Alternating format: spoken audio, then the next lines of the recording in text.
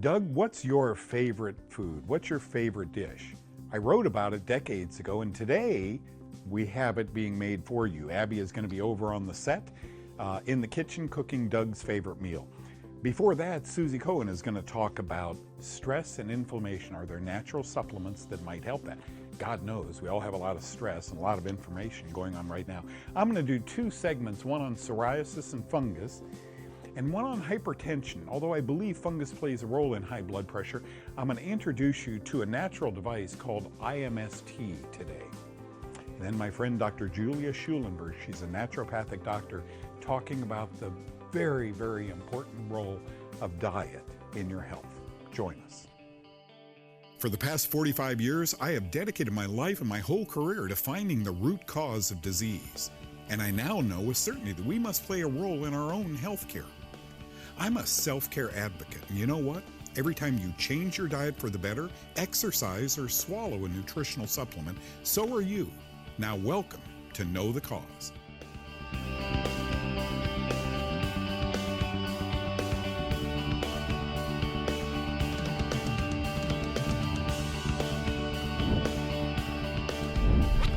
This is probably a first for those of you who have enjoyed my show, Know the Cause, for 22 consecutive years. Man, I used to have dark hair. I'm not going to talk about fungus, although I think much high blood pressure is linked to fungus. I'm going to teach you about a brand new technology that I kind of like, that you can do at home. It's inexpensive, but I want you to share this with your doctor, okay? High blood pressure or hypertension is a common condition in which a long-term force of the blood against your artery or capillaries or veins is high enough that it'll eventually cause health problems, such as heart disease. It can also cause stroke and many other problems. So folks, they say that 140, the top number, systolic, the D, diastolic, is down. Remember D. So the systolic at 120 to 130, maybe a little elevated, but okay. 140, that's one stage. 150 or 160, another stage. And there comes a point in there at which hypertension, high blood pressure, is a real problem. I used to run long distance, and I'd stop at a CVS, a pharmacy, on the way home. They had a little place you could sit, put your arm in, and my blood pressure when I ran, this is probably 25, 30 miles a week, was always 112 over 60, 62. Then I stopped running years ago, and I noticed it bumped up 120, 122, and so forth. Says a new study in the U.S., estimates show nearly 2/3 of people over the age of 50, 2/3 of people over the age of 50 have hypertension. This puts many of them at risk of suffering from heart disease, heart attacks, or a stroke, and there's a litany of problems that can go wrong when you have hypertension. It always strikes me as odd that you're sitting on a cold table with a towel wrapped around you, the doctor's running late, you're reading a 1963 Field and Stream magazine, you're a little upset, then the nurse comes in and takes your blood pressure, and it's elevated, okay? Always take your blood pressure in a place where you feel free. I went to the CVS and took my blood pressure. Nobody was looking. I just wanted to see what it was. Before it was taken, I went, think good thoughts. Boom. Okay. You can buy a sphygmomanometer and a stethoscope and take it at home. They're little finger devices. I don't think they're as accurate as the blood pressure on the forearm here, but you can do that. Controlling hypertension. Mayo Clinic states there are many different approaches, including dozens of medications that can be used to control blood pressure. They even recommend restricting salt in your diet. If you don't know the cause of your hypertension, of course, these can be life-saving. Of course, with drugs come unpleasant side effects. So get this, a company has developed something, and it's called IMST. Here it is. This is a 5-minute breathing exercise that lowers blood pressure better than working out or exercise and medication. That was a headline. I read this just recently, Journal of the American Heart Association, volume 10, number 13. Researchers at the University of Colorado Boulder, I'll bet that is a beautiful place, call this technique high resistance inspiratory muscle strength training, or IMST. IMST can be done in 5 minutes in your own home while you watch TV. You talk about a way to help your blood pressure. You're watching something great on TV. Say it's, I don't know the cause. And while you're doing it, This little thing is training you, okay? A company called Alamed. I don't know anything about them, folks. They're not advertisers, but I did a little study, and they had a video on here that I really liked. A company called Alamed sells IMST devices to the trade. Now, that means your doctor. They call it the breather. I'd recommend you go online and watch their video and learn from it. If you're interested in purchasing one, take their information to your doctor and request a prescription for one. Their website is alamed.com. Okay? Folks, when you have hypertension, I want you to think about it. When did your hypertension start? Well, Doug, I never had high blood pressure until my wife and I bought that old house in the country. We love old homes. Yeah, the roof had leaked, it smelled a little mildewy, but we got some bleach and we cleaned the walls. Think about when your symptoms, be they hypertension, gout, migraine headaches, when did your symptoms begin? Go back then. Some symptoms began after dental work, and that's because antibiotics were prescribed or one thing or another. Okay, so think about that in this case. Here's why I like this. This is a little tiny device. I think it was $43. But they won't sell it to you, and I understand that, folks. Your doctor should monitor your blood pressure. If you want off of blood pressure medicine, and many of you won't, that's okay, God bless you.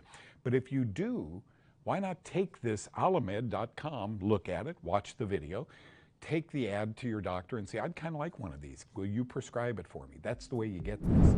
And then have your doctor monitor with you how the blood pressure is starting to drop. 9 points in a week, I think it said. It's a good device, and I hope that helps.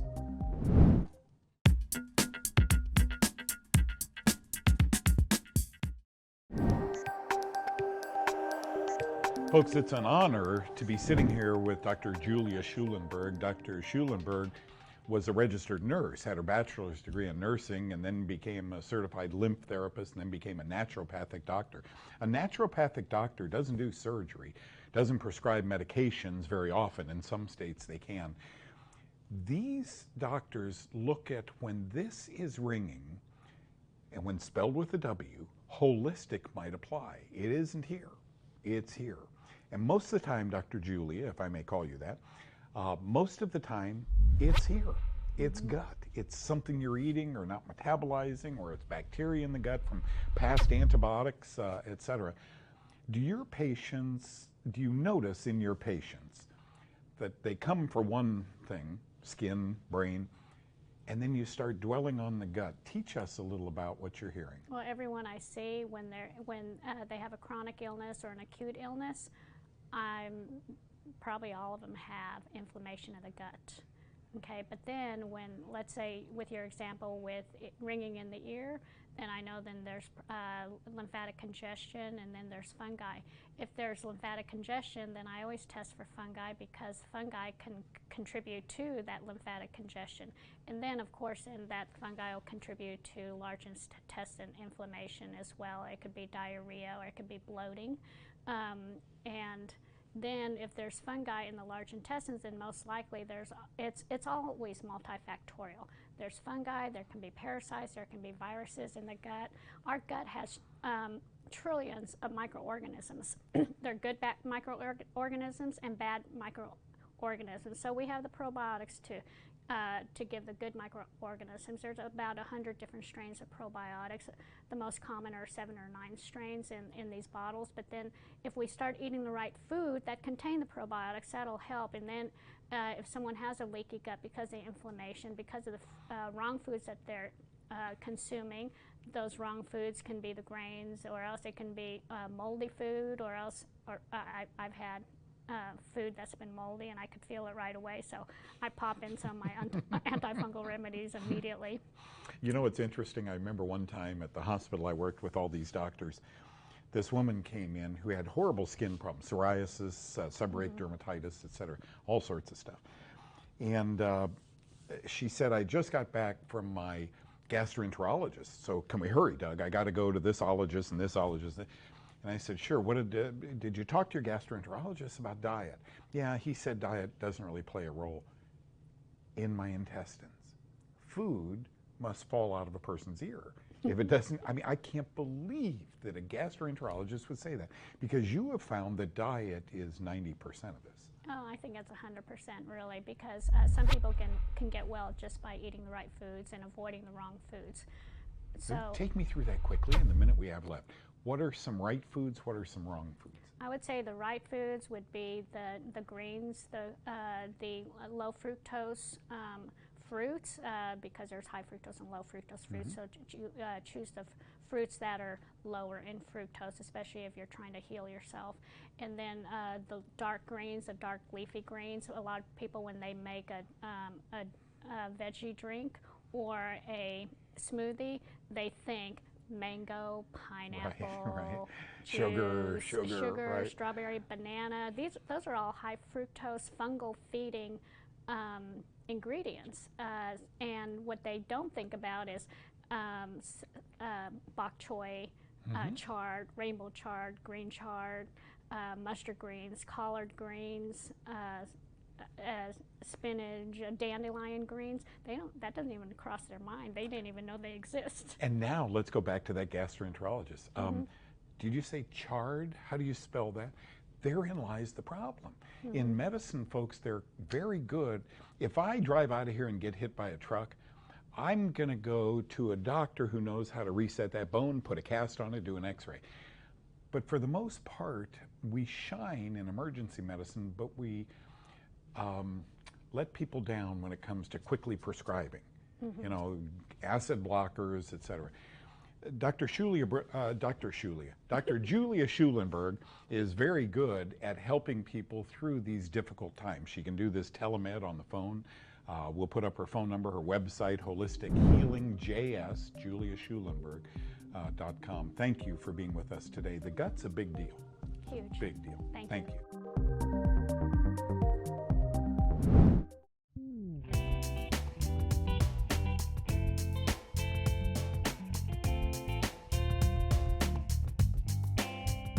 Hi, I'm Susie Cohen, America's Pharmacist. Licorice candy is loaded with sugar, but the natural licorice root used to make the candy actually provides a wealth of healthy benefits. Besides fighting against both stress and inflammation, licorice root helps soothe irritated membranes while removing mucus from your respiratory tract. What I'm saying is, it might be great for cough and cold. The phytoestrogens in this root also mimic the effect of estrogen, so be careful. It could help some of you with menopausal symptoms and hot flashes, but I don't frequently recommend licorice root because of the fact that it has a mild estrogenic effect, meaning it has the potential to drive certain cancers, especially those in the reproductive tract. Remember, licorice is powerful and pretty amazing stuff, especially for your adrenal health. It can boost levels of natural interferon, which defend you from infection. I really, really do love licorice, but I only recommend low dosages because it has the potential to raise blood pressure, and like I said earlier, it's mildly estrogenic. So always ask your doctor what's right for you. I'll see you next time.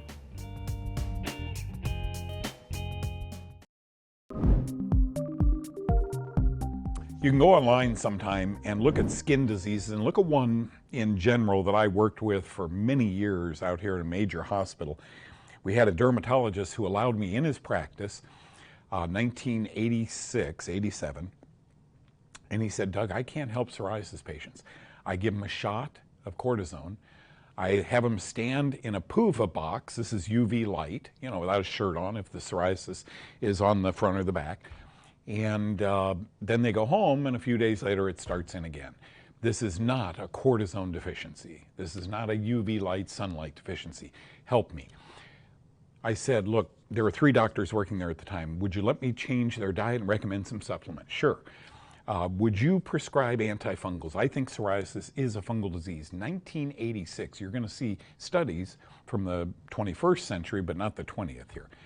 And they said, well, okay, but don't get us in trouble. Let's walk down that aisle. Psoriasis is a common chronic inflammatory disease of the skin and joint affecting about 7 to 10 million Americans. I mean, that's 1 to 2% of the population. Folks, that's a huge number of people. Imagine globally. What causes it? Well, here's what psoriasis.org says. While scientists do not know what exactly causes psoriasis, we do know that the immune system and genetics play key roles. The genetics of psoriasis are complex, and it is possible to develop psoriasis even if you have no family history of the disease. Well, there goes genetics out the door, right? So it's not genetics, and yet it's complex. It's complex because they don't know the cause. And let me just share with you what we found. With a specialized diet, the Kaufman diet, antifungal diet, and with, in the first few weeks, a couple medications, you're going to know. You're going to know in 5, 6, 10 days if your psoriasis is linked with yeast or fungus. So let's go down that road. What role might yeast, like Candida species, play in psoriasis, okay? Yeasts are single-cell fungus. That's important for you to know. When I talk about Aspergillus and Fusarium and so forth, those are multi-celled, but yeasts like Candida, Cryptococcus, those yeasts are single-celled fungi, okay? Now here's a paper from 2015. We found the prevalence of Candida species colonization was significantly higher in patients with psoriasis compared with the control group. I mean, this was decades after I taught the doctors to use anti-yeast drugs. Similar to psoriasis, a higher prevalence of Candida colonization has been found in other inflammatory skin disorders, including eczema or atopic dermatitis. And I found a huge number of skin problems just by running a little experiment. Doctor looked just for 2 weeks. Give them a tummy antifungal, because most skin patients have bloating, belching, gas, constipation, diarrhea. Give them a tummy antifungal called nystatin and an anti-yeast medication called diflucan for a couple of weeks while they're on my diet. Have them come back in 2 weeks. We saw tears. There were people so happy after a couple of weeks. And here's a paper in 2018 in this meta-analysis involving over 1,000 subjects with psoriasis and about 669 control subjects. We found that the prevalence of Candida species colonization was significantly higher in patients with psoriasis compared to the control group. Is this not a slam dunk? And yet there isn't a dermatologist out there. My friend who invited me to Dallas from Los Angeles, where we lived in the 80s, passed about 6 years into our working together. Yeast and fungi thrive on dietary carbohydrates, and so do patients with fungal diseases. If you're a psoriasis patient and you find yourself craving pasta and bread and alcohol and corn and you can't get enough whole wheat, that may be telling you something. You're feeding the fungus, you're not feeding yourself. Unlike bacteria and viruses, yeast and fungi require starving to reduce their population. After getting diagnosed, ask your doctor if you might try an effective but harmless anti-yeast medication called nystatin for a month, while simultaneously following my diet, the antifungal diet. Remember, greens, not grains. Know that many natural supplements like caprylic acid and vitamin D3 and vitamin B3 and so many of them, and zinc, also have antifungal properties. If within a few weeks you see improvement in your skin condition while following the diet and taking what your doctor will allow, it's more of the same, folks. Will have you pleasantly surprised. This is what we saw over and over and over again at one of the major hospitals. Soon, the doctors downstairs began sending their very difficult patients up to me. Doug, would you try an antifungal program on them? Seems to work in a lot of people.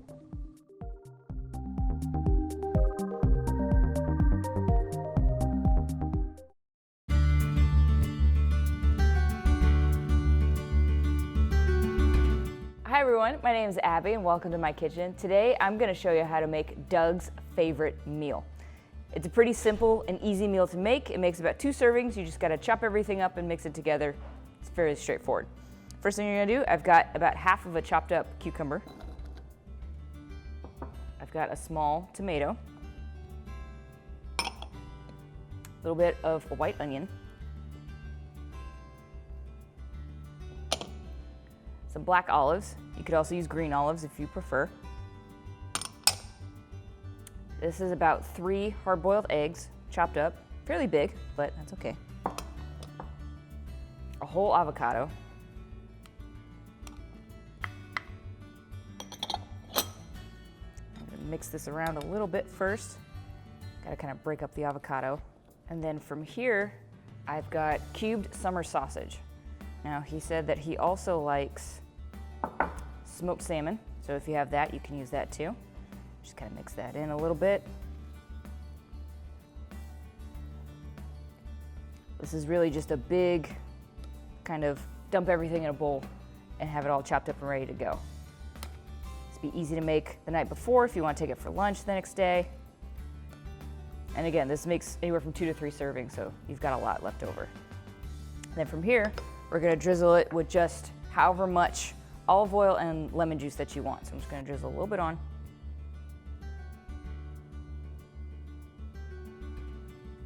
And we'll put a little bit of lemon juice. I'll give that a good stir.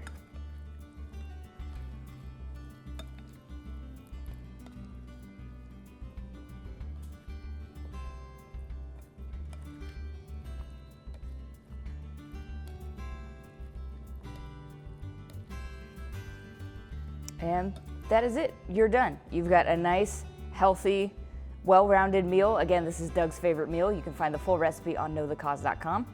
Give it a try. Let me know what you think. Leave me a comment on Facebook, and have a great day.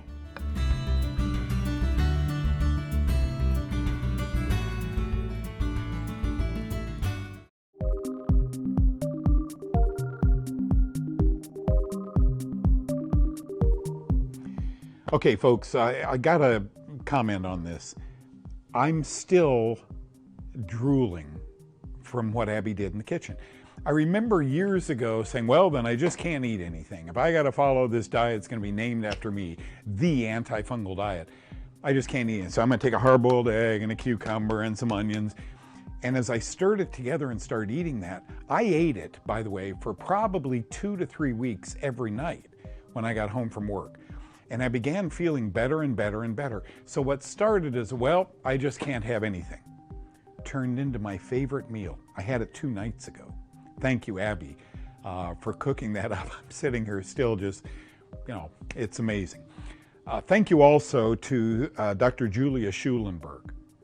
Parents come in, we need to change their diet. Kids come in, we need to change their diet. Thank you for the information about licorice, a natural supplement. Deglycerinated licorice, you want to understand, is desugared licorice. And then a lot of information. What about this little IMST device for hypertension? Does it work? Only you can find out. Work with your doctor. God bless you. Bye-bye.